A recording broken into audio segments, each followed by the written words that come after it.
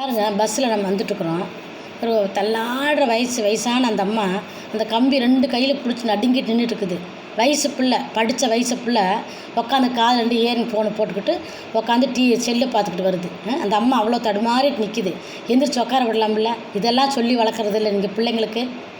எங்கள் காலத்துலலாம் எங்களை சொல்லி வளர்த்தாங்க. யாராவது விறகு கடத்திட்டு வந்தால் கூட தூக்கி மாற்றுங்க அவங்கக்கிட்ட இருந்து. வயசானவங்களால முடியாமல் போகிறாங்க. ஒரு வெயிட் தூக்கிட்டு வந்தாங்கன்னா அவங்களால தூக்கணும் வீட்டில் கொடுத்து போட்டுவாங்க. அவங்களால முடியாதுன்னு சொல்லி கொடுத்து வளர்த்தாங்க. வயசானவங்க வந்தால் எந்திரிச்சு நில்லுங்க. ஒரு சேரில் உட்காந்துருந்தோம்னா வயசானவங்க வந்து டக்குன்னு நினச்சிக்கணும், அவங்களுக்கு இடம் கொடுத்துடணும். அந்த அளவுக்கு தான் எங்களால் சொல்லி வளர்த்தாங்க. நீங்கள் என்ன வளர்த்துருக்குறாங்க பிள்ளைங்களுக்கு? அவ்வளோ வயசு அந்த அம்மா நடுங்கிட்டு நின்றுட்டு இருக்குது. உட்காந்துட்டு அதை செல்லு பார்த்துட்டு உட்காந்துட்டு இருக்குது. என்னங்க மக்களே, நீதி இல்லை, நியாயம் இல்லை. இதெல்லாம் எங்கே போச்சுன்னு தெரியாமல் தேடிக்கிட்டு கிடக்குற மத்தியில் இன்னும் நீங்கள் இதுகளை கட்டிட்டு அழுகுறீங்க. இனி அவன் கிறிஸ்டின் ஆகிட்டான், இவன் முஸ்லீம் ஆகிட்டான், அவன் இந்து ஆகிட்டான், எனத்தை கட்டிட்டு அழுக போகிறீங்க. இதெல்லாம் வந்து ஒருத்தன் தூண்டி விட்டுட்டு அவன் குளிர் காஞ்சிட்ருக்கிறான்.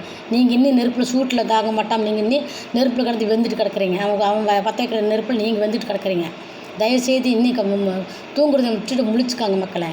அவ்வளோதான். நம்ம நாடு எங்கே போயிட்டுருக்குன்னு தெரியாமல் தமிழ்நாட்டில் வந்து எத்தனை ஜனங்க வந்து வாழ்ந்துட்டுருக்குறாங்க. தமிழன் இதை கட்டிட்டு அழுகிறதுனால தான் அவன் வாழ முடியாமல் எங்கெங்கேயெல்லாம் போயிட்டுருக்குறான் தெரியுமா? எங்கெங்கே போய் வாழ முடியாமல் எங்கெங்கெல்லாம் துரத்தப்பட்டு எங்கெங்கெல்லாம் அடிபட்டு எங்கெல்லாம் போய் செத்துட்டு கிடக்குறான். இது தெரியல. சோறு இல்லாமல் சாகுறான். எத்தனை மாநிலத்தில், கடப்பா மாநிலத்தில் நம்ம தமிழர்கள் எத்தனை பேர் சாகுறாங்க சோறு இல்லாமல். காரணம் என்ன? நாம் வந்து இங்கேருந்து அவன் இவன் சொல்லி ஒதுங்கினால துரத்தி போட்டு எல்லாம் ஓடிட்டு இருக்கிறான். இவன் துரத்துறதுனால அவன் ஓடிட்டு அங்கே போய் பிழைக்க முடியாமல் சாகுறான். இது தெரியாமல் நீங்கள் என்னையும் வந்து தூங்கிட்டு இருக்கிறீங்க.